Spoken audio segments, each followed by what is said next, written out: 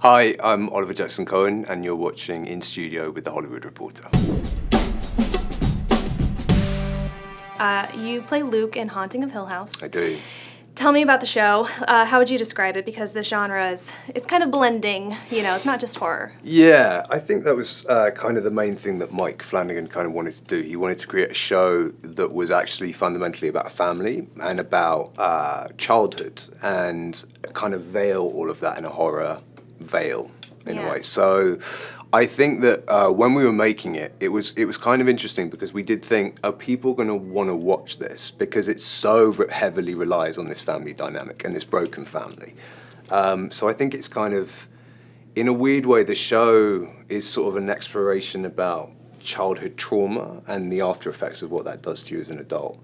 Yeah, your character, Luke, I mean, he's an addict, and he's mainly an addict to get rid of these ghosts and these these things from his past that are haunting him. And I saw an interview, I think, with you where you were talking about how you didn't want to play up the addiction or get too deep in heroin addiction. You wanted to focus more on. I just thought it was really important when I first signed on to it. I think that the story as it is and the character of Luke and the way he'd been written was so honest, and it was such a kind of honestly, it was just such an honest portrayal of what trauma does to you. And so I thought, in a way, if I focus on the addiction part, that's putting a judgment on him. And I don't think Luke sees himself as an addict, even though he is. He's someone that is constantly kind of trying and trying and trying and trying. And the fact that he has an opioid addiction is kind of the last resort. It was inevitable that was going to happen because he's just struggling, and he's struggled his whole life. And the only option, and what do you do when you've been through something that traumatic that you're told didn't happen? What does that do to you? And so I kind of became kind of interested in that and what it was he was trying to numb and what he was trying to run away from. And so his whole life is built on this idea that there's a constant threat.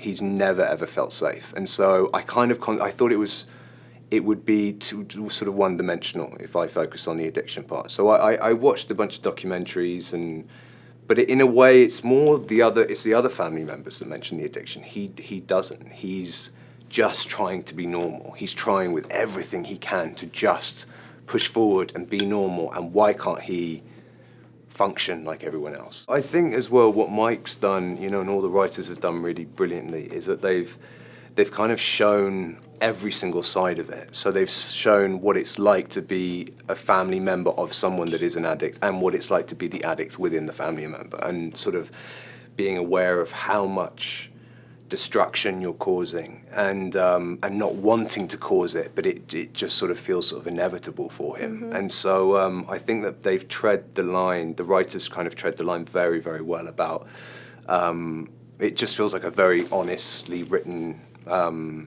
family dynamic of what that's like for people. Definitely. And what's it like for you when you're in those scenes and you're acting and you have these, other actors that I think you guys all get along pretty well. What's that like for you, though, whenever you're in it and, they have to be mean to you and, because there's, especially whenever you're taking the camera and the iPad and you're like, it's not what it seems. Yeah. They just like the way they look at your character sometimes. Are you able to sort of snap out of it? Do you prefer to stay in character the whole time? How do you approach that? I think because we shot for such a long time, it was like a 9-month shoot, so there was probably a degree of all of us that kind of stayed somewhat I wasn't staying in character, it was more sort of keeping stuff alive. And it was pretty brutal. I think for all of us, there's so much pain that they all go through, and keeping that alive was quite the experience. Yeah, I can't imagine for 8 or 9 months. It's pretty intense. It was by far probably the most intense experience I've ever had. But what was great about all of us is that there sort of became this shorthand because we were all working together so much, and the way that the show's structured and the way that you sort of the first 5 episodes at each sibling's point of view, you kind of were able to. It was very interesting. Come episode 6, I think it is, when we all come together for the funeral. It was the first time we'd kind of all worked together. So we'd all been sort of shooting our episodes and being like, this is what and so it was kind of so interesting seeing the clashes of what, because you'd be like, no, I'm doing this, and then someone would kind of, challenge you on it. So it was, it was great. And then Timothy Hutton is great. What was it like working with him? Oh, he's the dream. Yeah, I loved Ordinary him. People is just. I mean, I honestly I couldn't believe when they told me that Henry Thomas was going to play our dad as a young. I just couldn't believe it. Yeah, I mean the whole cast is just. They are. I mean, we were very, very fortunate. They are, and everyone is so. It was so nice in a way because everyone really believed in the story and what we were doing, and so everyone kind of brought it every single day, and so it was such a dream to kind of be able to work with people that knew their characters inside out and were so fleshed out that it was, and the scripts were so brilliantly written that it was a joy. I watched it when it first came out, and then I recently rewatched most of your scenes. Brave. Just trying to refresh the memory. And I noticed the second time around that whenever you're told that Nell killed herself, you sort of touched your neck. Was that in the? Because her. Was that a detail that was in the script, or is that something that you guys came up with in the moment? Do you remember? That's a super deep cut, sorry. I think, do you know what, actually? No, it's really I do. subtle, and I was like, oh, that's so smart, because, I remember, as an actor, I remember thinking I had to create a bunch of pain in my neck all the time. So I don't know whether or not it was because of a conscious thing, but for a lot of Luke's episode, I had to, just before takes, I would sort of try and tense my neck, so I would always have this sort of niggling thing. So I don't know whether or not I did touch it on purpose, or maybe if it you're was a just mistake. too deep in the character. There you go. Yeah, you're just that good. I have another question that in rewatching that also struck me the first time, but there's a scene where you're on the side. I think it's that same episode. It's sort of all in the same sequence, but you're sort of doing your 7 steps back and forth, and the figure in the bowling hat is behind you, and then just sort of floats in tracks with you. Is that an actual person? Yeah. And how did you guys do that? Because it also just comes, it's so seamless, and it gets really close behind you. It was also done at 4:00 in the morning on the streets of Atlanta. It was a whole thing that they kind of rigged onto the camera. So they had a dolly that was on a track, and then basically what's it called, like an arm that kind of came out with a platform on it, and they were able to kind of just rotate him in and out of frame. And then when I walk at one point, he comes into frame, and then they just tracked him along to me. Yeah. So it was there were sort of 2 different elements going on. How did that feel to watch that back for you? Because when you're in it. It's kind of amazing. I think the show as a whole. I mean, I haven't watched it in about a year. I mean, I watched it just when we finished, and then it sort of came out, and I was like, I'm not watching that again. But I remember when I did first watch it, just sort of being quite kind of blown away, especially when you're part of a horror show, because you're not really privy. A lot of it's done in the edit, and so. It was kind of like watching something for the first time. Not for the first time. What I mean, it was like watching an entirely different show from what you'd been in, which was quite exciting as an actor. So you weren't sort of constantly sitting there judging yourself, because they build all the scares and the tension in the edit. Yeah. You said last time we talked that the eulogy scene was kind of. I think I had asked, what scene kept you up at night the night before? What made you a little bit nervous? And so, can you maybe just talk about that scene a little bit? Because also, again, rewatching it is, it's very emotional. It is. I feel like so much of Luke's stuff was very emotional and quite painful, and it probably makes me sound a bit like an actor, but it genuinely was. I think I'd never really played a character that is going through so much, and to lose his twin sister there's such a bond between them is the worst thing that could ever happen to him. And so it really, that scene in particular, there were a couple of scenes. There was a scene as well that Luke and Nell are in a car and he's asking her to buy him drugs. Mm-hmm. And that was when we finished shooting that, we were again on the street. It was a sort of night shoot and there was rain and we shot it. And so we shot Victoria first and then turned around and did me. And then it was like 2:00 in the morning and Mike came out and he went, great. So I got out the car and then something really strange happened where I just sort of stood in the middle of the street and then it's quite embarrassing, but I just started kind of shaking and I just started freaking out and I said to we have this lovely PA and I said like, where's Victoria? You've got to find where's Victoria? And I just started and I just could not calm down. I was just sort of like, because I think once you're building all of that stuff up, for hours and hours and hours, it kind of has to come out somehow. Yeah. There's I think earlier we were talking about we sort of tapped into a little bit of the attention to detail in the show. There's all of the hidden ghosts, all of these things. And then I also realized or read and then went back and noticed that Nell is in the same clothing with each person when she sees them as a ghost. She's in the same outfit that she was in the last time they saw her alive, each of the characters.